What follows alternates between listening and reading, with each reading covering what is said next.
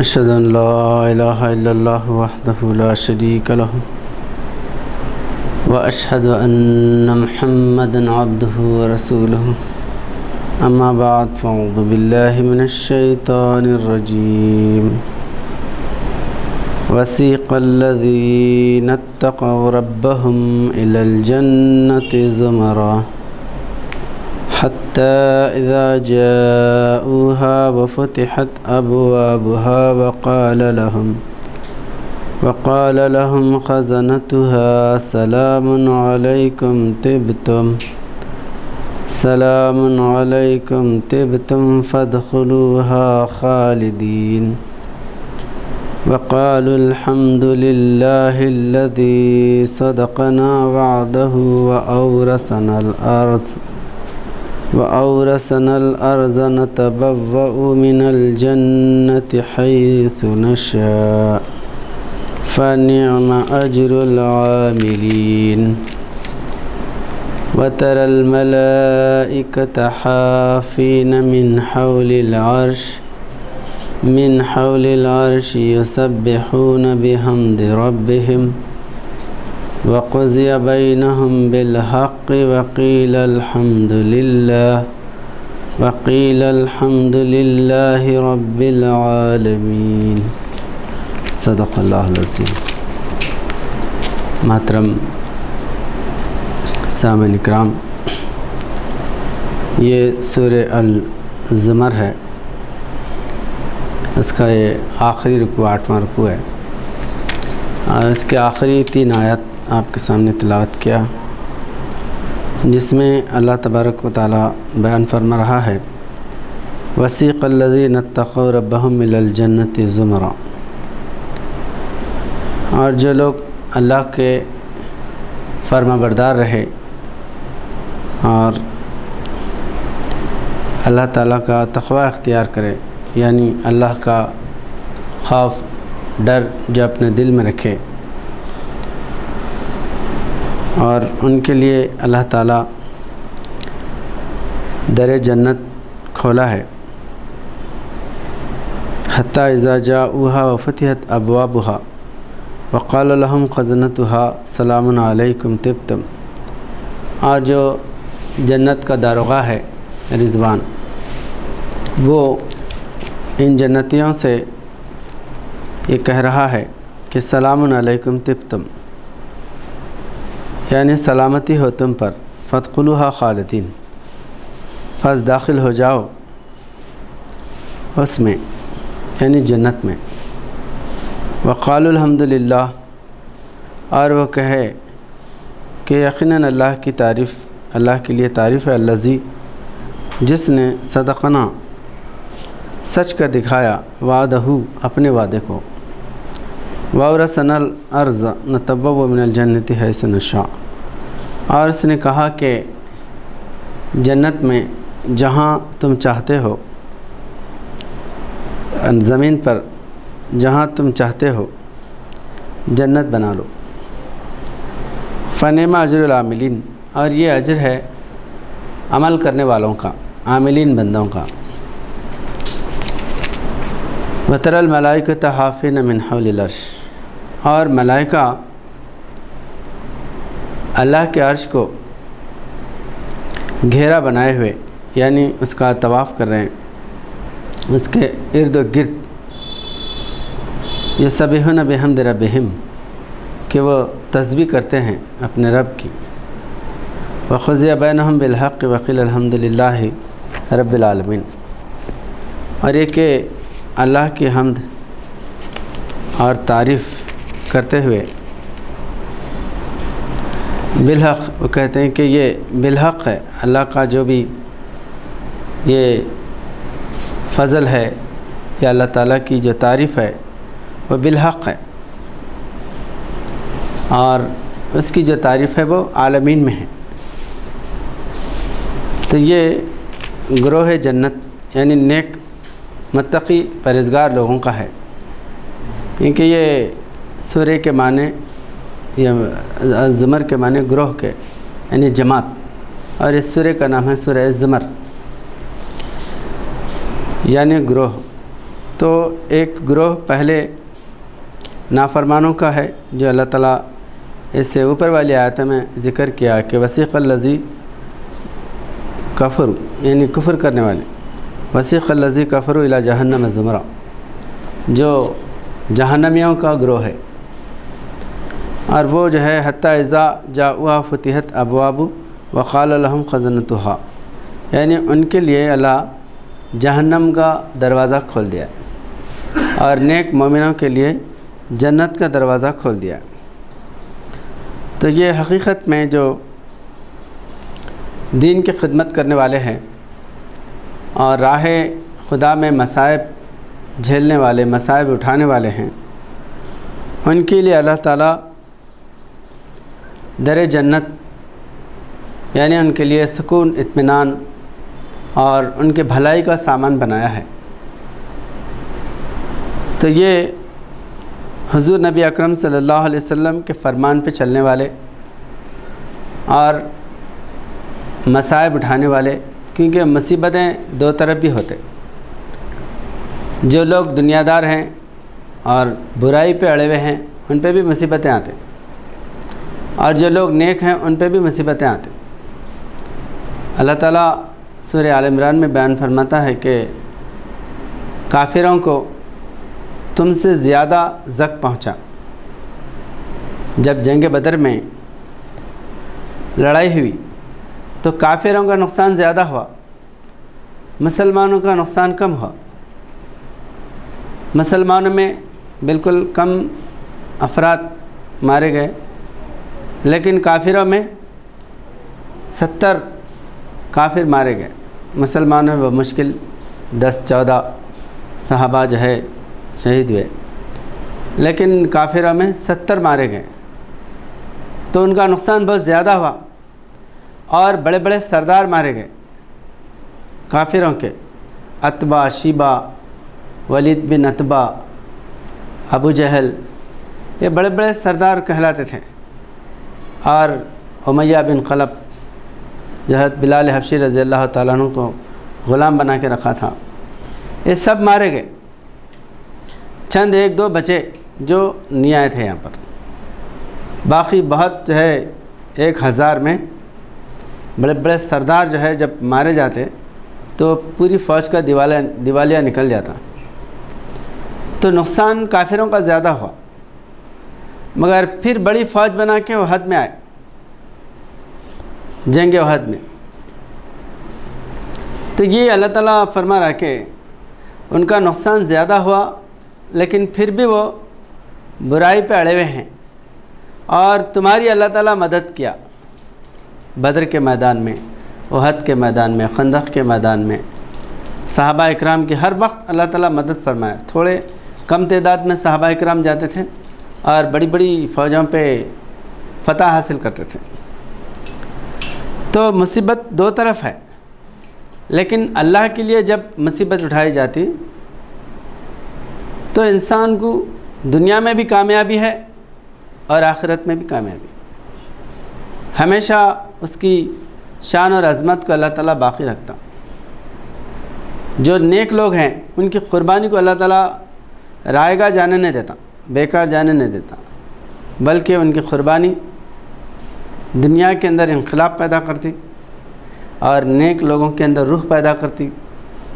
تو اس لیے یہاں پر اللہ تعالیٰ فرما رہا ہے کہ جو جنتیوں کا جو گروہ ہے، وہ جنتی گروہ جو ہے اللہ کے فرمان پہ چلنے والا ہے اور تقوی اختیار کرنے والا ہے، اور اللہ تعالیٰ ان کو زمین پہ جنت بنانے کا ان کے اندر ملکہ پیدا کیا اور ان کو اختیار دیا کہ تم زمین پر جہاں چاہے جنت بناؤ۔ وَأَوْرَثْنَا الْأَرْضَ نَتَبَوَّأُ مِنَ الْجَنَّةِ حَيْثُ نَشَاءُ۔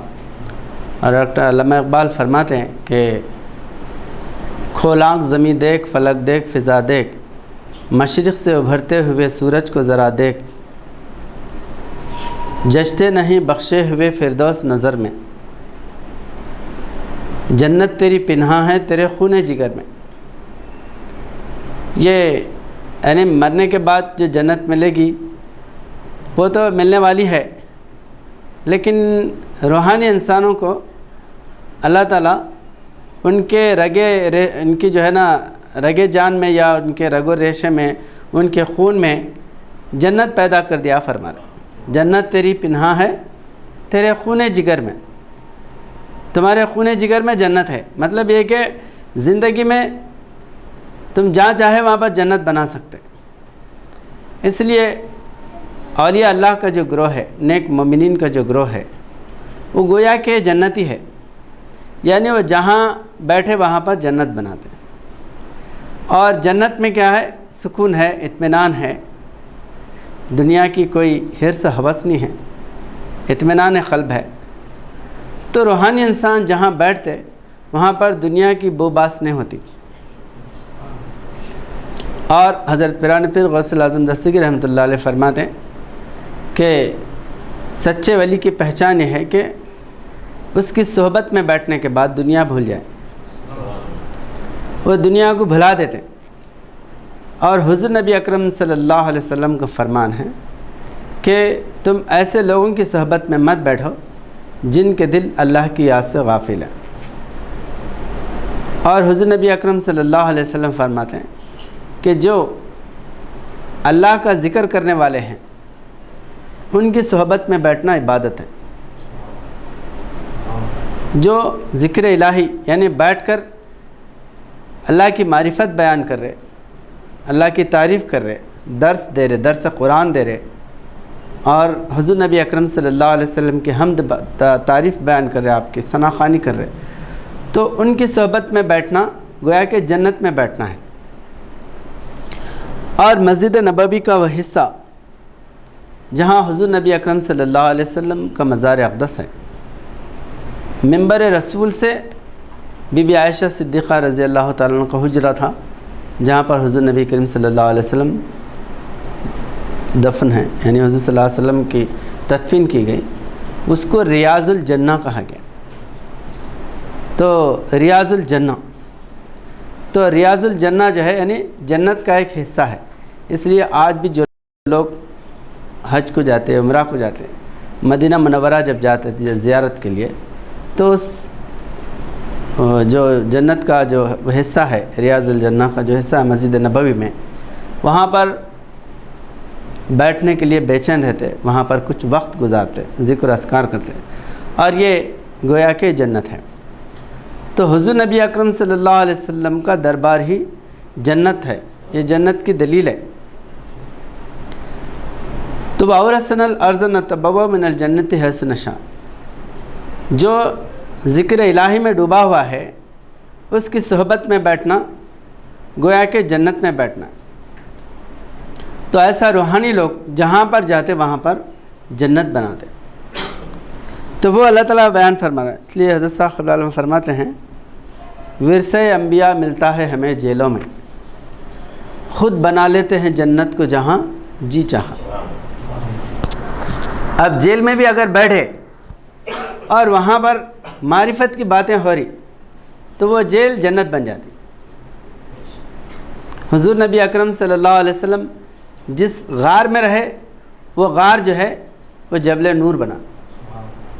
غار ہرا میں تھے تو اس غار کو جو ہے نا غار ہرا جو ہے وہ جبل نور یعنی نور، وہ پہاڑ نور کا پہاڑ ہے۔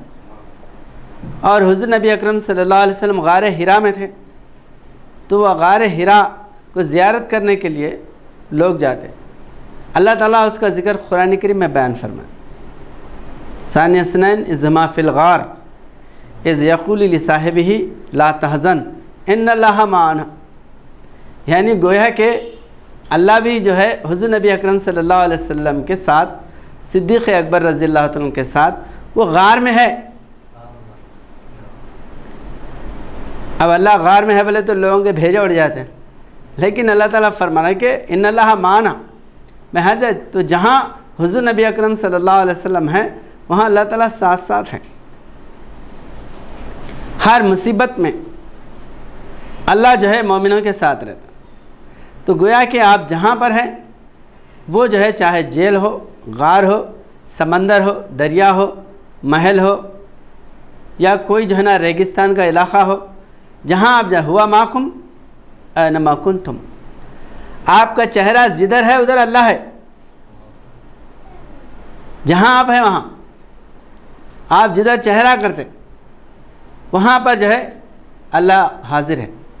اللہ کا چہرہ اور آپ کا چہرہ کوئی جدا نہیں ہے، دونوں ایک ساتھ ہیں۔ تو اس طرح جو ہے جنتی اگر گروہ بننا ہے تو اس کے لیے بڑی بڑی مصیبتیں اٹھانا ضروری ہے، اور جو مصائب میں اللہ کا کام کرنے والا ہے گویا کہ اللہ تعالیٰ ان کو جنت دنیا میں ہی دے دیتا۔ اس لیے حضور نبی اکرم صلی اللہ علیہ وسلم ہندوستان کو بھی یہ بشارت دیے کہ مجھے ہندوستان سے ٹھنڈی ہوا آ رہی ہے۔ چشتی نے جس چمن میں پیغام حق سنایا، نانک نے جس وطن میں وحدت کے گیت گایا، توحید کی لے سنی تھی دنیا نے جس مقام سے، میر عرب کو آئی ٹھنڈی ہوا جہاں سے، میرا وطن وہی ہے، میرا وطن وہی ہے۔ تو 1400 سال پہلے حضور نبی اکرم صلی اللہ علیہ وسلم ہندوستان کو ٹھنڈی ہوا آنے کی بشارت دی، ہندوستان سے مجھے ٹھنڈی ہوا رہی۔ تو وہ ٹھنڈی ہوا جو ہے یہ برفیلے پہاڑوں کی ٹھنڈی ہوا نہیں، وہ ٹھنڈی ہوا امن کی ہے، اتحاد کی ہے، یہاں کے لوگوں کی نیک اور جو ہے ان کی امن پسند طبیعتوں کی ہے۔ یہ حضور نبی کریم صلی اللہ علیہ وسلم 1400 سال پہلے آپ دیکھ لیے کہ اسلام کی طاقت اور اسلام کو دل سے گلے سے لگانے والے وہ ہندوستان کے لوگ، گویا کہ حضور نبی کریم صلی اللہ علیہ وسلم کی موجودگی میں یہاں پر صحابہ اکرام آئے، ہندوستان میں اسلام پھیلا۔ حضور نبی کریم صلی اللہ علیہ وسلم کے بشارتیں سن کے ہندوستان کا راجہ یہاں سے جو ہے پیرامن کا جو ہے نا کیرلا کا راجہ جا کے اسلام قبول کیا حضور نبی کریم صلی اللہ علیہ وسلم کے دست مبارک پہ۔ تو حضور نبی کریم صلی اللہ علیہ وسلم اپنے موجودگی میں ہندوستان کی بشارت دیے، اور اس لیے حضرت ثاقب العالم جامع البحرین کتاب لکھے جو دو قوموں کو ملانے والی، ہندو اور مسلمان، یہ دونوں کو ملانے کے لیے آپ کتاب لکھے جامع البحرین، دو بحر ہندو اور مسلمان، دو قومی نظریہ ہے یہاں پر، یعنی جو ہے ہندوؤں کا ان کا کلچر الگ ہے، مسلمانوں کا کلچر الگ ہے، ہندوؤں کی مذہبی کتابیں الگ ہے، مسلمانوں کی کتاب الگ ہے، تو لہٰذا ہمیشہ یہاں پر اختلافات پیدا ہوتے رہتے۔ تو حضرت ثاقب العالم جامع البحرین کتاب لکھ کر کے بتائے کہ حقیقی معنوں میں اگر ہندوؤں کی مذہبی کتابوں میں دیکھیں گے تو جو اسلام کی بنیادی باتیں ہیں وہ یہاں کے مذہبی کتابوں میں پہلے سے لکھے ہوئے، اللہ ایک ہے وحدہ لا شریک ہے، ایکم ستیہ وپراہ بہودا ودنتی، ایک ہی ہے اللہ تعالیٰ اور اس کو بہت ناموں سے یاد کرتے ہیں گیانی لوگ۔ ایسا ہی جنت کا تذکرہ ہے، دوزخ کا تذکرہ ہے، اوتاروں کا تذکرہ ہے جس کو نبی رسول عربی میں کہا جاتا، اور حرام حلال سارے چیزیں یہاں پر، ستیہ است، جھوٹ اور سچ، یہ سارے جو ہے باتیں یہاں پر کی مذہبی کتابوں میں لکھے ہوئے ہیں، لیکن زبان نہ جاننے کی وجہ سے ان کے کچھ جو ہے کلچر الگ نظر آتے، مسلمانوں کے الگ نظر آتے، اس وجہ سے یہاں پر بہت اختلافات پیدا ہوتے رہتے۔ تو حضرت ثاقب العالم جامع البحرین کتاب لکھے، اس کا پہلا جملہ ہے دیباچے کا، ہندوستان جنت نشان، جہاں سے رسول عربی حضرت محمد مصطفیٰ احمد مجتبیٰ صلی اللہ علیہ وسلم کو ٹھنڈی ہوا آئی، اور جس وطن میں تبلیغ کرنے کی آرزو حضرت امام حسین عالی مقام رضی اللہ تعالیٰ عنہ نے کی، اور یہاں کی قوم رام اور کرشن جیسے بلند پائیدار اور تصوف کے جو ہے دلدادہ، یہاں کی قوم بڑے جو ہے رام اور کرشن کے ماننے والے تصوف کے دلدادہ، ان کے تصوف، ان کا جو تصوف ہے، اور اس کو جو ہے تصوف کے معنی ہوتے تتو گنیان، تتو گنیان جو ہے نا یہاں کے کلچر کو جو روحانی طور پر اختیار کیا گیا ہے اس کو جو ہے تتوچار، تتو گنیان یا تصوف، ان باتوں کو اگر ایک کر کے دیکھیں گے تو ان کی مذہبی کتابوں میں اسلام ہی ملتا۔ تو یہ دو قومیں اگر ایک ہو گئے تو حقیقی معنی میں ہندوستان جنت نشان بن جاتا۔ اب جو یہ ہندوستان آزاد ہوا 15 اگست 1947 میں 1947 میں، اس کے بھی بہت بڑے بشارتیں ہیں کہ آج جو ہے 16 اگست ہے 2024، تو 1947 کو ہندوستان آزاد ہوا۔ اس کے متعلق بھی بڑے بڑے بشارتیں ہیں کہ ہندوستان آزاد ہوگا، اور کنڑی کالگنان میں بسویشور کے کنڑی کالگنان ہے، اس میں تو بے حساب ہندوستان کے آزادی کے بارے میں نشانات لکھے ہوئے ہیں، تو بہت تفصیل ہیں اس کے۔ تو قرآن کریم بھی جو ہے سورہ انا انزلنا سورہ قدر میں دیکھیں گے تو سورہ قدر میں بھی اس کا تذکرہ ہے۔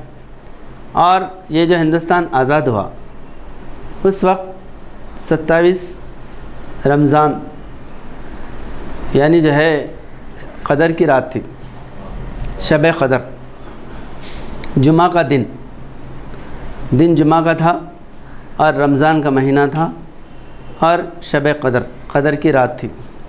اس جو ہے مبارک رات میں ہندوستان آزاد ہوا۔ تو یہ بھی ایک نیک بشارت ہے کہ ہندوستان من جانب اللہ آزاد ہوا، اللہ کی طرف سے، کیونکہ یہاں پر انگریز آ کے وہ مذہب کو ختم کر دے رہے تھے۔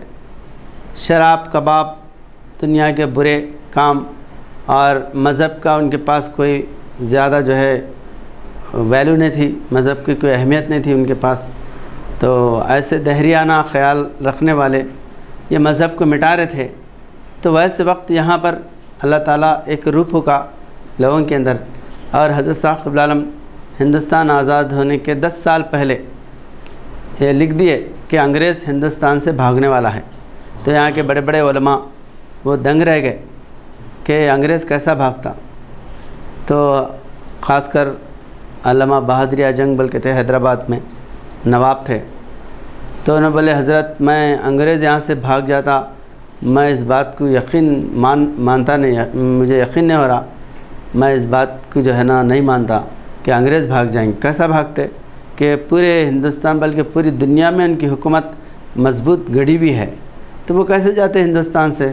اور ہندوستان کو فتح کرنے کے لیے تو بڑے بڑے یہاں کے راجاؤں کو یعنی بڑے بڑے بادشاہوں کو ختم کرے، ترکستان جیسی حکومت کو مٹا دیے، ٹیپو سلطان کی حکومت کو مٹا دیے، اور سراج الدولہ بنگال میں اتنی مضبوط حکومت تھی ان کو جو ہے نا ختم کر دیے۔ تو اب تو کوئی ان کے مقابلہ کا کوئی دشمن نہیں ہے، پورے بڑے بڑے حکومتوں کو، مسلمانوں کے حاکموں کو ختم کرے، ہندوؤں کے حاکموں کو ختم کرے، اب کیسا انگریز یہاں سے بھاگتے؟ مجھے یقین نہیں ہو رہا۔ لیکن حضرت صاحب قبلہ عالم فرماتے ہیں زندہ رہتے تو دیکھ لیتے تھے۔ تو 1947 میں علامہ اقبال فرماتے ہیں اشعار میں، اعجاز ہے کسی کا یا گردش زمانہ، ٹوٹا جو ایسیا میں سحر فرنگیانہ۔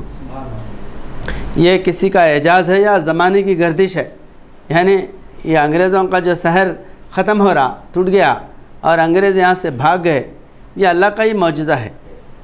تو بہرحال یہ اس لیے کہ مذہبی رواداری پیدا ہو، اور مذہب کو اللہ تعالیٰ قائم کرنے کے لیے یہاں سے انگریزوں کو بھگا دیا۔ تو اب ظاہرہ طور پہ یہ آزادی ملی ہے، لیکن روحانی آزادی کب ملتی؟ جب ہندوستان کا مذہب ایک ہو، ہندوستان ایک مذہب کے ماننے والے ہو، تو یہ حقیقی آزادی انسانوں کے اندر پیدا ہوتی۔ اور ہندو بھی مذہب کو چاہنے والے ہیں، اور مسلمان بھی مذہب کو چاہنے والے ہیں۔ اس لیے یہاں پر ہندوستان جو مذہبی ملک ہے، مذہبی ملک اسی لیے ہے کہ یہاں کے لوگوں کے اندر مذہب کی بہت تڑپ ہے، مذہب کے لیے بڑے بڑے قربانیاں دینے والے۔ حضرت صاحب قبلہ عالم فرماتے ہیں کہ یہاں کی قوم رام کے پتھر کو جان دینے کے لیے تیار ہو جاتی۔ ان کو اگر حقیقی رام بتائے تو کتنا نے کام کریں گے بابل۔ تو پتھر کا خدا بنا کے اتنے قربانیاں دے رہے۔ آپ دیکھیں گے کہ وہاں امرناتھ یاترا میں جاتے کشمیر کی طرف، تو سرد کے جو ہے نا سردی ایسی خطرناک رہتی، آدمی جو ہے ٹھٹر کے مر جاتا۔ ویسے سرد جو ہے نا پہاڑوں میں جا کے ٹھنڈا پانی نہا کے پوجا کر کے آتے ہیں، رات میں 4 بجے اٹھتے۔ تو یہ مذہب کی محبت ہی ہے نا، اگر کوئی نہیں گئے تو قانون میں کوئی ڈنڈا تو پڑنے والا نہیں ہے۔ یہ مذہب کی ایسی محبت ہے، اگر ان کو صحیح اسلام کی اگر تعلیم اگر ان کے اندر پیدا کرے، کتنے بڑے قربانیاں نہیں دیں گے، بلکہ بڑے بڑے قربانیاں دیے ہیں جو اسلام کو قبول کرنے کے بعد۔ ڈاکٹر علامہ اقبال کون ہے معلوم؟ ان کے اگر آبا اجداد دیکھیں گے تو برہمن ہیں، انہوں جو ہے برہمن، ان کے دادا پردادا جب اسلام قبول کرے تو ایسی عظیم صلاحیت اسلام کے لیے لگائے، سمجھ رہے۔ اور تاریخ اسلام میں مشہور تاریخ جو ہے سیرت النبی ہے۔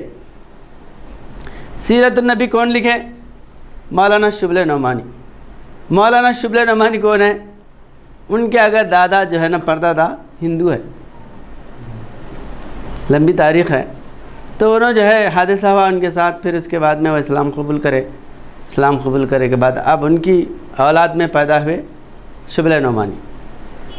اب انہوں جو تاریخ لکھے ان کے مقابل میں کوئی تاریخ نہیں ہے، تاریخ اسلام اتنی مستند جو ہے تاریخ ہے ان کی، حدیثوں سے اور قرآن سے، اور بہت جو ہے نا مستند روایتیں لے کے حضور نبی کریم صلی اللہ علیہ وسلم کی سیرت لکھے۔ خالی تاریخ لکھ دینا کوئی بھی رنگ بھر کے لکھ دیتا، لیکن ان کی جو تاریخ ہے حوالوں کے ساتھ ہے۔ ہر تاریخی واقعے میں آپ کو قرآن کا حوالہ یا مستند حدیثوں کا حوالہ ملتا حضور صلی اللہ علیہ وسلم کی سیرت پہ، پوری کتاب ہے۔ تو بہرحال یہ جو ہے ایسے لوگ اسلام میں آئے، داخل ہوئے تو بڑی بڑی خدمتیں کرے۔ انگریزی قرآن کا ترجمہ منمارک پتھال بلکہ انہوں نے جو ہے اسلام قبول کر کے قرآن کریم کا ترجمہ کرے انگلش میں۔ تو بہرحال یہاں کی جو قوم ہے مذہب کی دیوانی ہے، اور مذہب کو اگر ان کے سامنے ایک ہندو اور مسلمانوں کا نظریہ ایک اگر بتائیں گے تو جب ایک ہو گئے تو کوئی طاقت الگ کرنے والی نہیں۔ ایک مرتبہ مولانا عثمان علی صاحب مولانا مبلغ اسلام سکندرآباد میں ایک جلسہ تھا، یہ سکھوں کا جو نرنکاری مشن ملک ہے، تو نرنکاری مشن جلسے میں آپ وہاں پر تقریر کرتے بیان فرمائیں کہ بہت سے لوگ ہندو اور مسلمان ایک ہونے کے دلائل دیتے، ایک ہونے کی باتیں بولتے، مگر سب منہ کی ہے، مگر ہم جو بات بول رہے وہ شاستر آدھار سے بول رہے۔ ہم شاستر آدھار سے ایک ہے، ہمارا کلمہ ایک ہے، ہمارے نبی ایک ہے، ہمارا بھگوان خدا ایک ہے۔ تو یہ جو ہے دلائل سے آپ جو ہے نا پیش کریں۔ حضور نبی اکرم صلی اللہ علیہ وسلم آخری نبی، انتم رشی ہے، یہ شاستر میں لکھا ہوا ہے۔ مسلمان مان رہے آخری نبی، اور وہی بات جو ہے شاستر میں ویدوں میں لکھا ہوا ہے، نراشنس ادم جنا پشرت نراشنس ستوشتے۔ جب ہمارے ویدوں سے، ہمارے دھارمک گرنتھوں سے اسلام اور ہندو مذہب ایک ہی اگر ثابت ہوا تو ہم کو کون سی طاقت ہے جدا کرنے والی؟ کوئی طاقت جو ہے نا جدا نہیں کر سکتی ہم کو۔ مذہبی اعتبار سے ہم ایک ہیں۔ ہا ہو ہی کلمہ جو ہے نا پڑھتے، وہی کلمہ لا الہ الا اللہ محمد رسول اللہ عربی میں ہے، اور یہی جو ہے نا شاستر میں کلمہ طیبہ لا الہ الا محمد رسول اللہ کا شارٹ فارم بتایا گیا۔ تو اب جب یہ دلائل سے ہم ایک ہو جائیں گے تو ہماری کو کوئی طاقت الگ نہیں کر سکتی۔ تو ہندوستان ظاہرہ اعتبار سے آزاد ہوا، روحانی اعتبار سے اس وقت آزاد ہوتا کہ ہمارے دل ایک ہو۔ ہمارا مذہب اور دل ایک ہونے کے لیے ہمارا مذہب ایک ہونا ضروری ہے۔ ہر کوئی اپنے مذہب کے لیے لڑ رہا، مسلمان اپنے مذہب کے لیے لڑ رہا، ہندو اپنے مذہب کے لیے لڑ رہا۔ تو حضرت صاحب قبلہ عالم گاندھی جی سے لیٹر لکھ کے، گاندھی جی سے بالمشافہ ملاقات بھی کیے، حضرت صاحب قبلہ عالم لیٹر لکھے حضرت صاحب قبلہ عالم گاندھی جی کو، کیونکہ ہندو مسلم جو بہت دنگے فسادات ہو رہے تھے اس وقت میں، تو گاندھی جی ایک وقت جو ہے روزہ رکھے، پھر جو ہے بیان دیے کہ میں ہندو مسلمانوں کو ایک کرنے کے لیے اپنی جان دینا اگر میری جان بھی چلی جائے، ہندو مسلمان اگر ایک ہوتے تو میں اپنی جان دینے کے لیے تیار ہوں۔ اس پر حضرت صاحب قبلہ عالم لیٹر لکھتے ہیں کہ شہدائے وطن، عاشق یوگ سادھن، گاندھی جی مہاراج، آپ جو ہے لیٹر لکھ رہے کہ آپ ہندو اور مسلمانوں کو ایک کرنے کے لیے روزہ رکھے اور جان دینے کے لیے تیار ہیں، تو میں آپ کی جان نہیں بلکہ میری صحبت میں کم سے کم 3 سال میری صحبت میں رہو، ہندو اور مسلمانوں کے ہمیشہ ایک ہونے کا راستہ بتا دیتا ہوں۔ کبھی ہندو اور مسلمان جو ہے دو قومی نظریے سے نہیں لڑیں گے، ایک ہو جائیں گے۔ اگر آپ کو 3 سال بھاری ہو رہے تو 3 مہینے میری صحبت میں رہو۔ اگر 3 مہینے بھی اگر آپ کو بہت جو ہے نا، کیونکہ ذمہ دار ہے پورے ہندوستان میں جو ہے پھرنے والے ہے، لیڈر ہے، اگر وہ بھی آپ کو جو ہے نا بہت زیادہ ہوتے ہیں تو صرف 3 دن میری صحبت میں رہو، مستقل ہندو مسلمانوں کے اتحاد کا سامان بتاتا ہوں۔ تو اب وہ سامان مذہبی سامان ہے، سیاسی نہیں، اور ہمیشہ سیاسی لوگ جو ہے نا آپس میں لڑاتے رہتے ہیں۔ مذہب سے اگر ایک ہوئے نا، کوئی سیاسی لیڈر آ کے کچھ نہیں کر سکتا۔ مذہبی بنیادوں کو مضبوط کرنا ہے، اور سیاسی جھگڑے ہوتے بھی مذہب کو پکڑ کے۔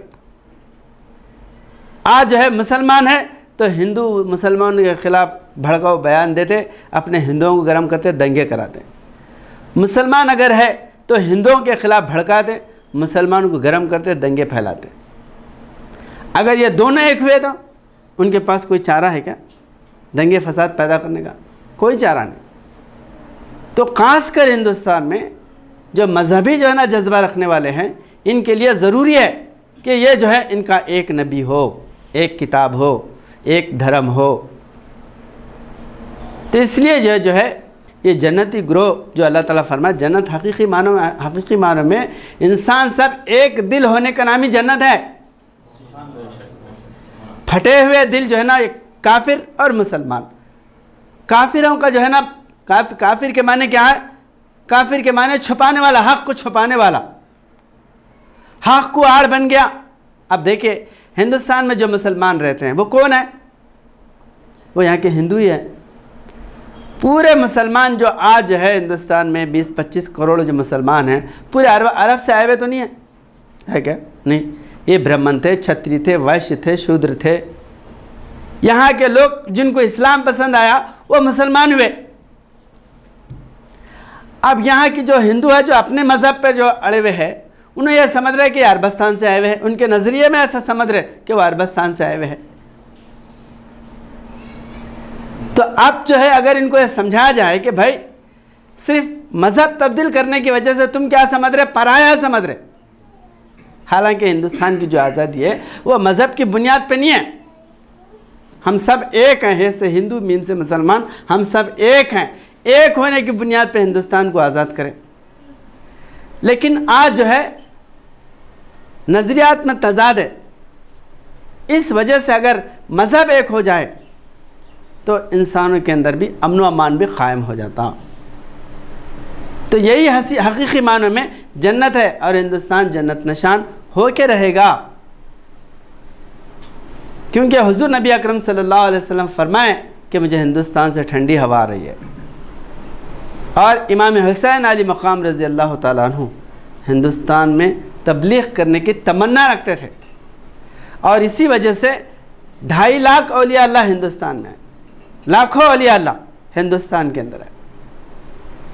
اور یہ اولیاء اللہ کو بہت جو ہے نا چاہنے والے، بے انتہا چاہنے والے یہاں کے ہندو لوگ ہیں۔ حالانکہ اولیاء اللہ مسلمان ہیں، خواجہ غریب نواز مسلمان ہیں، حضرت محبوب الہی مسلمان ہیں، حضرت خواجہ بندہ نواز گیسوس رحمۃ اللہ علیہ مسلمان ہیں، لیکن ان کی مزار پر ہندوؤں کے جو ہے لوگ تانتا لگائے ہوئے ہیں، ہزاروں لاکھوں کی تعداد میں آتے۔ کیوں آتے؟ اس لیے کہ فیض حاصل کرنے کے لیے ان کے اندر کوئی جو ہے بھید بھاؤ نہیں ہے۔ بھید بھاؤ رکھتے تو نہیں آتے تھے، نہ وہ اولیاء اللہ ان سے بھید بھاؤ رکھے، سب پر جو ہے نا اپنا کرم کرے، سب کو نیکی کا راستہ بتائے۔ تو اس وجہ سے جو ہے یہاں پر یہ ایسی زمین ہے ہندوستان کی، اگر ان لوگوں کے اندر دین اور ان لوگوں کے اندر حق پرستی پیدا ہو تو ساری دنیا کی لیڈنگ کرتے ہیں، ساری دنیا کی رہبری اور رہنمائی کرنے والے ہیں، اور سارے انسانوں کا درد رکھنے والے۔ آج ہندوستان کے اندر جو انسانیت ہے، یہاں پر جو مذہب کی محبت ہے، چاہے مسلمان ہو، ہندو ہو، کوئی ہو، ان کے اندر جو رواداری ہے دنیا کے کسی ملک میں نہیں ہے آج. تو ایسے لوگ جو ہے آپس میں تفریقے میں لڑ رہے. تو قرآن کریم جو ہے ان کو ایک کرنے کے لیے آیا. اس لیے حضرت صاحب قبلہ عالم ہندوستان کو جنت نشان فرمائے. ہندوستان جنت نشان، جہاں سے رسول عربی حضرت محمد مصطفیٰ احمد مجتبیٰ صلی اللہ علیہ وسلم کو ٹھنڈی ہوائی، اور جس میں تبلیغ کرنے کی آرزو حضرت امام حسین علی مقام رضی اللہ تعالیٰ عنہ نے کی. اور یہاں کے رام کرشن جیسے بڑے اوتاروں کی برکت سے تصوف کی دل دادا ہندو قوم جو آپس میں ایک دوسرے سے جڑ کے رہنا چاہتی، مل کے رہنا چاہتی، ان میں دراڑیں ڈالنے والے کون ہیں؟ چند مفاد پرست لوگ ہیں، سیاسی لوگ، یا جو ہے اندر سے حسد رکھنے والے لوگ. وہ چند ہیں، زیادہ نہیں ہیں. وہ چند لوگ اگر جو ہے زیادہ لوگ ایک ہو گئے تو وہ بھی ختم ہو جاتے. مولانا عثمانی صاحب مولانا مبلغ اسلام فرماتے تھے نمک میں گدھا اگر مر کے پڑا تو گدھا بھی نمک بن جاتا. بولے تو محبت والے زیادہ ہے، نفرت والے کم ہے. محبت والے ایک ہو گئے تو نفرت بھی محبت میں بدل جاتی، وہ بھی ختم ہو جاتے. تو حقیقی آزادی یہی ہے ہندوستان کی. حضرت صاحب قبلہ عالم ہندوستان کو آزاد کرنے کے لیے دعا کیے انگریزوں سے. حضرت صاحب قبلہ عالم فرماتے ہیں کہ انگریز جو ہے یہ جو فتنہ دار تھے ہماری دعاؤں سے ہندوستان سے بھاگا. فرما لیلۃ القدر میں 12 کا بجا تھا گھنٹہ، بس اسی وقت میں قیصر کا دیوالا نکلا. زلزلے ڈال کے قیصر کو بھگانے والا کس کو معلوم تھا ہے آمنہ بی کا جایا. حضرت صاحب قبلہ عالم کی والدہ کا نام آمنہ ہے. حضرت صاحب قبلہ عالم دعا کیے کہ اللہ ہندوستان کو یہ انگریزوں سے پاک کر دے. اور آزادی کے پہلے حضرت صاحب قبلہ عالم کو انگریز جب حضرت صاحب اسلام کی دعوت دیے اور یہاں سے جو ہے ہندوستان سے جانے کی جو ہے حضرت صاحب قبلہ عالم جو سرگرمیاں آئے کرے تو اس میں یعنی most danger is British umpire. حضرت صاحب قبلہ عالم مولانا صدیق دیندار چند بسویشور، یہ مولانا صدیق دیندار چند بسویشور برٹش امپائر کے لیے بہت خطرناک دشمن ہے. تو حضرت صاحب قبلہ عالم کو جیل میں ڈالا، لا کے رکھا مجھے سولی کی سزا والوں میں، مجھ کو کیا مارتا تھا خود ہی تھا مرنے والا. سب سے پہلے مجھے برٹش نے بنایا قیدی، سب سے پہلے ہی گیا ہند سے نابود ہو کر. جب حضرت صاحب قبلہ عالم کو جیل میں ڈالا مذہبی لوگوں کو، تو حضرت صاحب قبلہ عالم فرماتے کہ انگریز مجھے جیل میں ڈالا، یہ جو ہے خود تباہ برباد ہونے والا ہے. برباد ہو گیا انگریز. اور جمہوریت کے لیے دعا کی حضرت صاحب قبلہ عالم. جب جمہوری حکومت بنی 1950 میں، 1948 میں ہندوستان آزاد ہوا اور 1950 میں انڈیپینڈنٹ یعنی جو ہے نا یہ جمہوری نظام بنا. تو اس کے لیے حضرت صاحب قبلہ عالم فرماتے یہ جمہوریت کے لیے میں بددعا نہیں کرتا. آپ فرماتے ہیں جمہور بنایا میں نے، کر کے برباد اسے اور کہاں جاؤں گا. یعنی آج جو جمہوری حکومت 78 سال سے قائم ہے یا 70 سال سے قائم ہے، 70-78 سال سے، یہ جو ہے حضرت صاحب قبلہ عالم فرماتے کوئی جو ہے نا اس حکومت کو ختم نہیں کر سکتا. یہ جمہوری نظام کو کوئی مٹا نہیں سکتا.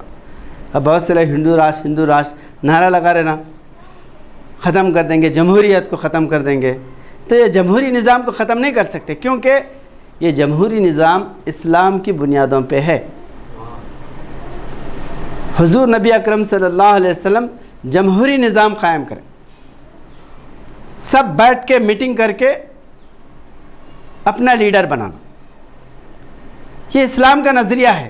اور اس میں براؤں کا جو ہے نا پتہ کٹ ہو جاتا. اب بادشاہت میں کیا ہوتا، حالانکہ آج عرب میں بھی جمہوریت نہیں ہے، مسلم ممالک میں جمہوری نظام نہیں ہے، جمہوری نظام ہندوستان میں، اور سب سے بڑی جمہوری حکومت ہے ہندوستان کی. تو یہ جو ہے کیوں قائم ہے؟ یہ حضرت صاحب قبلہ عالم کی دعاؤں سے قائم ہے، اور یہ ختم ہونے والی نہیں ہے، بلکہ یہ مادیت روحانیت سے بدلنے والی ہے. فرما اس لیے علامہ اقبال فرماتے ہیں شب گریزاں ہوگی آخر جلوائے خورشید سے، یہ چمن معمور ہوگا نغمہ توحید سے۔ یہ جو ہے یہاں پر نغمہ توحید سے یہ چمن معمور ہونے والا ہے۔ ہندوستان حقیقی معنوں میں جنت نشان بننے والا ہے۔ آپس کے جو جھگڑے فسادات ہیں وہ ختم ہونے والے ہیں۔ بہت سے ہندو یا دوسرے لوگ بولتے ہیں بھائی مسلمان بھی لڑتے رہتے نا آپس میں فرقہ بازی میں۔ مسلمان اگر فرقہ بازی میں لڑے بھی تو یہ مذہب کو ختم نہیں کرتے۔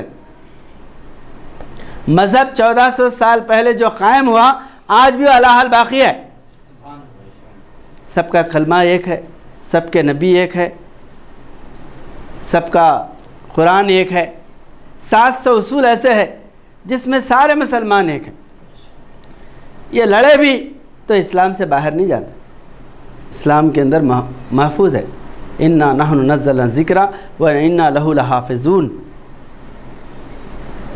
مواقع دوسرے جو مذہب ہے، ہندو مذہبی اگر ہے تو ہندو مذہب کی کوئی صورت باقی نہیں ہے۔ ہندو مذہب کا ایک اوتار نہیں ہے، ہندو مذہب کی کوئی ایک مخصوص کتاب نہیں ہے، ہندو مذہب کی ایک خاص کوئی پوجا نہیں ہے۔ جس طرح نماز ہے 73 فرقے والے 72 فرقے والے ایک ہی طریقے سے نماز پڑھتے ہیں، قبلہ رخ ہو کے نمازی پڑھتے، لیکن یہاں پر ایسا نہیں ہے۔ اگر کوئی ہندو بننا چاہتا ہے تو اس کے لیے جو ہے کس کو ماننا ضروری ہے؟ رام کو اگر مانیں گے تو دکشن کے لوگ نہیں جو ہے نا دکشن پورا پچھم اتر دکشن سب ہندو ہے نا پورے ہندوستان میں۔ اب شمال والے بولتے کہ رام کو مانو، جنوب والے بولتے راون کو مانو۔ راون جو ہے نا اصل ہے۔ ایسا ہی جو ہے کوئی کرشن کو ماننے والا ہے، کوئی بابا نانک کو ماننے والا ہے، کوئی بسویشور کو ماننے والا ہے، کوئی جینی ہے، کوئی بدھی ہے۔ اب یہ سب کو ہندو سمجھ رہے لوگ، مگر ہندوؤں کا نہ ایک کلمہ ہے، نہ ایک جو ہے نا مخصوص کتاب ہے۔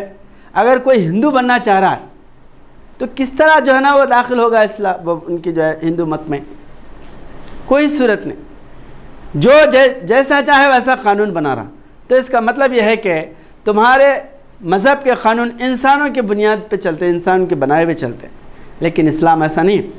کسی بھی فرقے میں اگر جائیں گے تو وہ کلمہ طیبہ لا الہ الا اللہ محمد رسول اللہ ہی پڑھاتے، دوسرا کلمہ نہیں پڑھاتے۔ وہی قرآن آپ کو دیتے جو سارے مسلمان دنیا میں پڑھ رہے۔ شیعہ کے پاس بھی وہی قرآن ہے، سنیوں کے پاس بھی وہی قرآن ہے، دنیا کے ہر مسلمان کے ہاتھ میں وہی 30 پارے والا 114 سورے والا قرآن ہے۔ تو یہ جو ہے ایک مذہب ایسا ہے جس میں سارے مذاہب سمائے ہوئے ہیں۔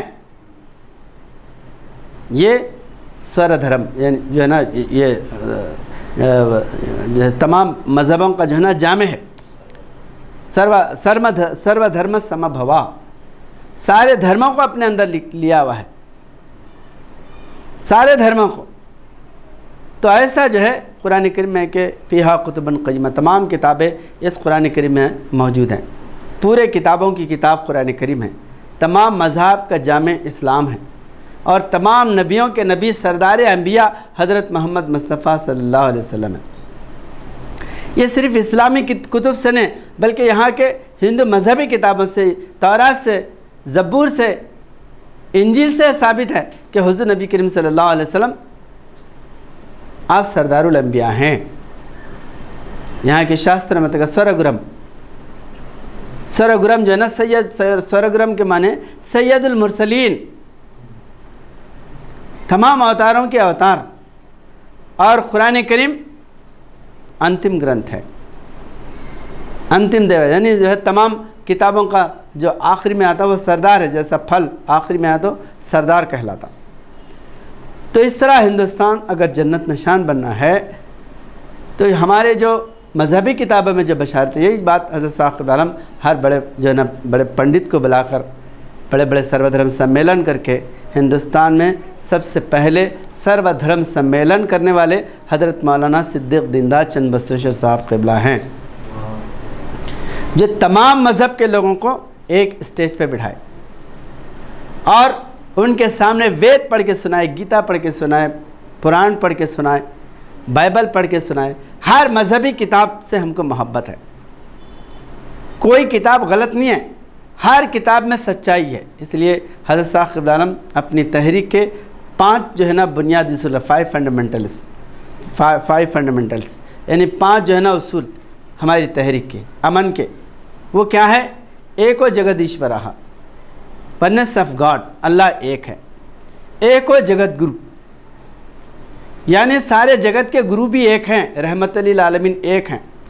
1,24,000 انبیاء ہیں، مگر 1,24,000 انبیاء کے امام ایک ہونا چاہیے.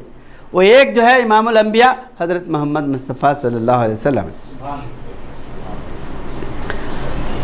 اللہ کو سب ماننے والے ہیں، لیکن زمین پہ اللہ کا نائب بن کے سارے انسانوں کو ایک کرنے والا ایک گرو ہونا ضروری ہے. اگر ایک گرو نہیں ہے تو لوگ ایک نہیں ہوتے. جیسا اسکول میں جو ہے ایک اگر بڑا اسکول ہے تو پرنسپل رہتا، سب کو جو ہے نا ایک لے کے چلانے والا، لیڈ کرنے والا ایک ہونا ضروری ہے. ایسا زمین پر جو ہے تمام انسانوں کو ایک جگہ بٹھانے والے لا کے کندھے سے کندھا لگا کے تیری سرکار میں پہنچے تو سبھی ایک ہوئے. آپ کی سرکار میں سارے انسانوں کو ایک جگہ بٹھانے والے حضور نبی اکرم صلی اللہ علیہ وسلم ہیں. کالا، گورا، امیر، غریب، حبشی، یا جو ہے نا ایرانی ہے، عراقی ہے، ہندوستانی ہے، تمام کو جو ہے نا ایک جگہ بٹھا رہے. ایک ہی صف میں کھڑے ہو گئے محمود و ایاس. نہ کوئی بندہ رہا اور نہ کوئی بندہ نواز. بندہ اور بندہ نواز ایک جگہ بیٹھے ہوئے ہیں. ایسا کوئی مذہب ہے بتا سکتے؟ ہندوؤں میں اگر دیکھیں گے، بڑا اگر لیڈر آیا تو اس کے لیے اسپیشل پوجا، اور اس کو جو ہے الگ، اس کو VIP الگ جو ہے نا اس کے لیے سہولتیں فراہم کرتے. غریب آ گیا تو دور، دلت آیا تو مندر کے اندر نہیں جانا، باہر ٹھہرے رہنا. ایسا ہے اسلام میں. اگر آج کا دلت اسلام قبول کرا، کل جو ہے انہیں سعودی کا اگر کنگ ہے یا دنیا کا کوئی بادشاہ ہے، بڑے سے بڑا شہنشاہ ہے، اس کے بازو میں ٹھہرا تو انہیں پوچھ نہیں سکتا میرے بازو کیوں ٹھہرا. یہ ہے توحید. سمندر مہاتیرتم، سمندر میں کوئی بھی جو ہے نا اگر پانی گیا تو سب سمان ہو جاتا، وہاں اونچ نیچ باقی نہیں رہتا. جس طرح سمندر کا پانی ایک جیسا ہے، ایسا ایک مذہب ہے جو سارے انسانوں کو ایک کرنے والا ہے، اس کا نام ہے اسلام. اور اسی کو یہاں کی زبان میں کہتے ہیں شانتی دھرم. یہ زبان کا فرق ہے. جو شانتی دھرم کا انتظار کر رہے تھے وہی اسلام ہے، اور جس کلکی اوتار کا انتظار کر رہے تھے وہی آخری نبی حضرت محمد مصطفیٰ صلی اللہ علیہ وسلم ہے. اور جو ایشور گیتا یا انتم وید یا پرنو وید کا انتظار کر رہے تھے وہی قرآن کریم میں. یہ ہر مذہب کی کتاب میں لکھا ہوا ہے. تو حضرت صاحب قبلہ عالم بڑے بڑے پنڈتوں کے سامنے یہی چیزیں رکھے. اگر اس سے بہتر اگر کوئی چیز ہے تمہارے پاس تو پیش کرو جس سے ایک ہو سکتے ہیں ہم. اور اسلام جس ملک میں گیا وہاں کے لوگوں کو ایک کر دیا. آج دیکھیے ساری دنیا میں ہر ملک کے الگ الگ لوگ ہیں، الگ الگ مذہب والے ہیں نا، لیکن اسلام مسلمان جو ہے نا ہوتے ہی، اسلام قبول کرتے ہی ساری دنیا کے مسلمان ایک آواز بن کے اٹھتے کسی بھی معاملے میں ہو. حضور نبی اکرم صلی اللہ علیہ وسلم کی اگر کوئی توہین کرا تو ساری دنیا کے مسلمان اٹھ جاتے. اچھا، صرف حضور نبی اکرم صلی اللہ علیہ وسلم کی نہیں، بلکہ مسلمان 1,24,000 نبیوں کو مانے ہیں. ان میں سے کسی ایک نبی کی ابھی اگر کوئی توہین کرتا تو پوری دنیا کے مسلمان اٹھ جاتے. عیسیٰ علیہ السلام کی اگر کوئی توہین کرا، یا موسیٰ علیہ السلام کی کوئی توہین کرا، ابراہیم علیہ السلام کی کوئی توہین کرا تو ساری دنیا کے مسلمان اٹھ جاتے. تو اسی طرح یہاں پر رام اور کرشن کو بھی اگر مسلمانوں کو بتایا جائے کہ یہ بھی حضور نبی اکرم صلی اللہ علیہ وسلم کی بشارت دیے ہیں اور یہ بھی توحید کے علمبردار ہیں اور یہ اسلام کی بشارتیں دیے ہوئے ہیں، اگر مسلمانوں کو معلوم ہو گیا، کل اگر رام اور کرشن پہ بھی اگر کوئی کیچڑ اچھالتا تو مسلمان آگے جو ہے نا بڑھ کے ٹھہرنے والے. کنفیوز ہونے کی وجہ سے یہ لوگ سمجھتے ہیں کہ یہ ہمارے مذہب کے نہیں ہیں. ورنہ مذہبی کتابیں اگر دیکھیں گے، حضور نبی اکرم صلی اللہ علیہ وسلم فرماتے ہیں، ایک حدیث جبریل، اس میں حضور صلی اللہ علیہ وسلم فرماتے ہیں کان فی الہند نبین اسود اللونھا اسمہ کاہن. ہندوستان میں ایک نبی گزرا ہے جس کا نام کاہن، کالے رنگ کا تھا، اور اس کا نام جو ہے نا کنیا جو ہے کالے رنگ کا نبی گزرا ہے.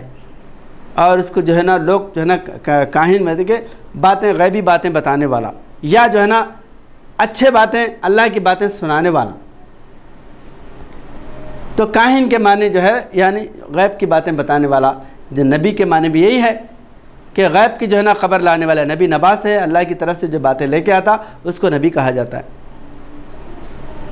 تو یہ جو ہے یہاں کے اوتاروں کے تعلق سے مسلمانوں کو اگر بتائے تو یہ بھی جو ہے رام اور کرشن کو دل سے چاہنے والے بن جاتے۔ علامہ اقبال فرماتے ہے رام کے وجود کو پہ ہندوستان کو ناز، اہل نظر سمجھتے ہیں ان کو امام ہند۔ اور دیوبند کے بہت بڑے دیوبند کے بانی مولانا قاسم نانوتوی رحمۃ اللہ علیہ آپ فرماتے ہیں کہ رام اور کرشن کو برا مت کہو، ہو سکتا ہے یہ بھی اس دور کے نبی ہوئے ہوں۔ اب بتائیے دیوبند جو دنیا میں سب سے مشہور اور بڑا جو ہے نا ادارہ ہے، ان کے بانی یہ فرما رہے کہ رام اور کرشن کو برا مت کہو۔ اور مولانا مناظر احسن گیلانی رحمۃ اللہ علیہ یہ بھی دیوبندی مسلک کے تھے اور بہت بڑے جو ہے نا عالم تھے، حیدرآباد جامعہ عثمانیہ کے بہت بڑے پروفیسر تھے۔ آپ ایک کتاب لکھے نبی الخاتم، اس میں آپ پہلے صفحہ میں لکھ رہے کہ ہندوستان میں جو گوتم بدھا ہے وہ حقیقی معنی میں ذوالکفیل ہے فرما، کیونکہ عربی میں فے نہیں ہوتا اس لیے جو ہے کفیل آیا، اور یہاں پر پے ہے یہاں پر کپل آیا۔ تو کپل وستو جو ہے گوتم بدھا کا جو ان کے والد جو بادشاہ تھے ان کا کیپٹل جو تھا وہ کیپٹل وہ کپل وستو تھا، کپل وستو کا رہنے والا۔ اور یہاں پر جو ہے نا کفل کے معنی ہوتے واسطہ یا والا، کب جو ہے نا کفل کے زو کے معنی والا، زو کے معنی والا، ذل کفل جو ہے نا کفل والا، اس کے معنی اگر کریں گے تو کپل وستو کا رہنے والا۔ جی جو ہے اگر ایک ایسے نیک انسان جس کے راستے پہ چل کے لوگ ذات پات کے جھگڑے مٹانے والے ہیں، چھوت چھات کا خاتمہ کرنے والے ہیں، سچائی کا پرچار کرنے والے ہیں، اگر ویسے انسان کا نام اگر قرآن کریم میں آیا تو مسلمانوں کو عجب کیا جو ہے نا تعجب کی بات کیا ہے، کوئی تعجب نہیں ہونا چاہیے۔ تو اس طرح یہاں کے اگر مقدس کتابوں میں بھی اگر دیکھیں گے، بزرگوں کی اگر کتابوں میں دیکھیں گے، ہندو اور مسلمانوں کو ملانے کے لیے بہت سے یہ دلائل جو ہے نا پیش کی گئے پہلے۔ تو بہرحال حضرت صاحب قبلہ عالم ان سارے باتوں کو سامنے رکھ کر یہ بتائے کہ تمام انسانوں کو ایک کرنے والے ایک جگت گرو ہونا ضروری ہے، اور وہ جگت کے گرو حضرت محمد مصطفیٰ صلی اللہ علیہ وسلم ہیں، جن کے ہزاروں دلائل یہاں کی کتابوں کے اندر لکھے ہوئے ہیں۔ اور تیسرا ہے کہ سرو اوتار ستیہ، سارے اوتار سچے ہیں، سرو دھرم گرنتھ ستیہ، تمام مذہب کی کتابیں سچی ہیں، جس میں توحید کا ذکر ہے۔ اور سمیل پرارتھنا، یعنی سارے انسان ایک صف میں کھڑے ہو کے عبادت کرنا کس مذہب میں ہے؟ اسلام میں، دوسرے کسی مذہب میں نہیں ہے، اکٹھا ہو کے عبادت کرنا۔ تو یہ جو ہے باتیں اگر ہمارے ہندوستان کے مذہبی جو لوگ ہیں ہندو، ان لوگوں کے سامنے آ جائیں گے تو یہ شیر و شکر کی طرح مل جاتے ہندو اور مسلمان۔ تو یہ حقیقی معنوں میں آزادی ہے، مذہبی آزادی انسان کو انسان بناتی، ظاہرہ آزادی انسان کے اندر بہت سے ایسے جو ہے نا برائیوں کو پھیلا دیتی کہ آپ اس کا جو ہے نا دفاع نہیں کر سکتے۔ آج دیکھیے اس کے حضرت صاحب قبلہ فرماتے جگ میں جمہور کے بانی تو مسلمان ہی ہیں، امرہم شورا، مسلمانوں کو رب نے بولا ان کے جمہور کی بنیاد ہے حب للہ، بغض کافر سے ہے وہ بغض ہے بغض للہ۔ ہمارے جمہور کی بنیاد کیا ہے بولے تو اللہ کی محبت، یعنی قرآن کریم کے احکام۔ قرآن کریم کے احکام کو قائم کرنے کے لیے ہم آپس میں ایک دوسرے کے جو ہے نا مشوروں کو لینا چاہیے۔ قرآن کو کاٹ کے اگر کوئی حکومت قائم کرنا چاہ رہا تو وہ شخصی حکومت ہو جاتی، اللہ کی حکومت نہیں ہوتی۔ تو اب یہاں پر ان کے پاس کوئی ایسی کتاب نہیں تھی جو سارے قوموں کو ایک کرے، اس لیے کیا کرے، یہاں پر ایک جو ہے نا انسانوں کا قانون بنائیں، بنا کے اس پہ چل رہے، ہر ملک والے بنا کے وہ اپنے قانون پہ. اب تھوڑے دن کے بعد وہ قانون جو ہے نا کارگر نہیں ہو رہا، اس کو ریفارم کرو، تبدیل کر کے جو ہے قانون بنا لے. اب انسانوں کے سر کیا ہے کہ 18 سال کا بچہ مشورہ دے سکتا. اب ہر 18 سال کے اب جو ہے نا ان سے جو ہے نا الیکشن کرائے، ان سے جو ہے نا رائے طلب کرے، تو کوئی بولتا کلب کھولو، کوئی بولتا شراب کے اڈے کھولو، کوئی بولتا جو ہے نا ایسے کپڑے پہنو. یہ جو ہے نا اب جو میجورٹی جس کی زیادہ ہوئی انہیں اپنے جو ہے نا قانون کو تھوپ دیتا. لیکن اسلام میں ایسا نہیں. قرآن کا قانون کیا ہے؟ سب کے لیے ایکول ہے، برابر ہے. اس میں اگر بادشاہ کا بیٹا بھی اگر ہے، وہ اگر کرائم کرا تو اس کے لیے بھی سزا ہے. اور یہ قانون کبھی جو ہے نا بدلنے والا نہیں ہے.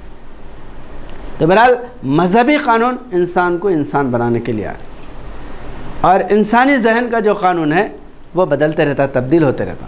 تو بہرحال یہی بات اللہ تعالیٰ یہاں پر بیان فرما رہے کہ وسیق الذین اتقوا ربهم الی الجنۃ زمرا حتی اذا جاؤوها فتحت ابوابها وقال لهم خزنتها سلام علیکم طبتم فادخلوها خالدین. یعنی جو ہے اللہ تعالیٰ جنتی گروہ کی جو ہے نا یہ تعریف بیان فرما رہا کہ یہ زمین پر جنت بنانے والے ہیں، جہاں بیٹھیں گے وہاں پر امن کی بات کرنے والے ہیں، اطمینان اور حق کی بات کرنے والے ہیں. تو ایسے لوگوں کو اللہ تعالیٰ اپنا اختیار دے رہا ہے، ان کو زمین پہ جنت بناؤ. گویا کہ وہ جو ہے ملائکہ، اللہ کے جو ہے نا فرشتے اللہ کے عرش کو جو ہے نا اس کی حمد و ثنا کرتے ہوئے اس کے عرش کو گھیرے. عرش کے معنی یہ نہیں کہ جو ہے کوئی تخت پہ خدا بیٹھا ہوا ہے. کرسی کے معنی ہے اللہ کا اقتدار، اللہ کی حکمرانی، اللہ کا نظام. یہ نظام قائم کرنے کے لیے نیک لوگ، متقی لوگ، پرہیزگار لوگ جب آگے آتے تو وہی جو ہے نا جنت، زمین جو ہے جنت بن جاتی. تو بہرحال اللہ تعالیٰ ہم سے دین کی خدمت لے، اور ہندوستان میں امن و امان قائم کرنے کے لیے، یہاں کی تمام اقوام کو ایک کرنے کے لیے اللہ تعالیٰ جو نظام یا جو ہے حضرت صاحب قبلہ عالم کا تبلیغی سامان ہے وہ جو ہے ان اقوام عالم کے سامنے پیش کرنے کی توفیق دے، اور اس سے اللہ تعالیٰ ہندوستان کے لوگوں کو ایک کرے. جس طرح وہ ایک ہے اس طرح تمام اقوام عالم کو بھی ایک اور نیک کرے. اور حضرت صاحب قبلہ عالم فرماتے ہیں کہ شانتی چاہتی ہے ہر وقت یہاں کی جان، متحد ہونا ہے یہاں کے فرقے، شانتی چاہتی ہے ہر وقت یہاں کی جنتا. یہاں کے جو لوگ ہیں وہ شانتی، امن، اتحاد چاہتے ہیں، لیکن جو ہے اس کی کوئی صورت نظر نہیں آنے کی وجہ سے آپس میں ایک دوسرے سے تصادم ہوتے رہتے ہیں. تو حضرت صاحب قبلہ عالم ایسا جو ہے نا نظام ہندوستان کے اندر لے کے آئے. ہم کسی کے بھی اگر پنڈت کے سامنے، کسی جو ہے نا لنگایتوں کے سوامیوں کے سامنے ہم یہ باتیں پیش کرتے ہیں تو وہ لوگ بغل گیر ہو جاتے ہیں، ہمارے کو مندروں میں بیان کرنے کے لیے موقع فراہم کرتے. اور یہاں تک کہ ہم نہیں جانتے اتنا ہندو مذہب کے بارے میں، آپ لوگ جانتے ہیں. ایسا تتو گنان، ایسے جو ہے نا ہمارے دھارمک باتیں جس سے آج یہی ہونا چاہیے. یہ جو ہے نا خود بڑے بڑے پنڈت، ان کا جو ہے نا تاثر ہے. تو بہرحال اللہ تعالیٰ ہم سے دین کی خدمت لے، تبلیغ اسلام کا جذبہ پیدا کرے. بارک اللہ لنا و لکم فی القرآن العظیم ونفعنا و ایاکم بالآیات الذکر الحکیم. انہ تعالی جواد کریم ملک رؤوف رحیم رب حلیم. سبحان ربک رب العزۃ عما یصفون، سلام علی المرسلین، الحمد للہ.